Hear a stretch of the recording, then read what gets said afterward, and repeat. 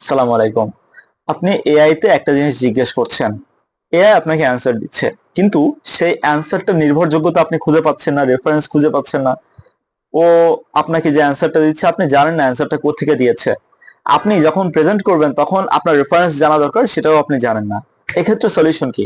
আসেন দেখাই।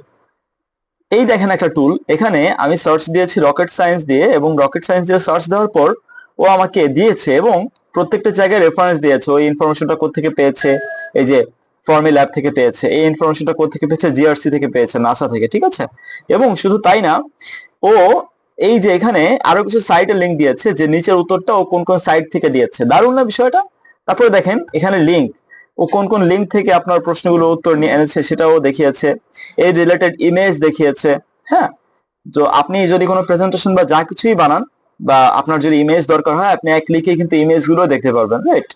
এরপর নিউজ দিয়েছে। সো এই টুলটার নাম হচ্ছে পারপ্লেক্সিটি।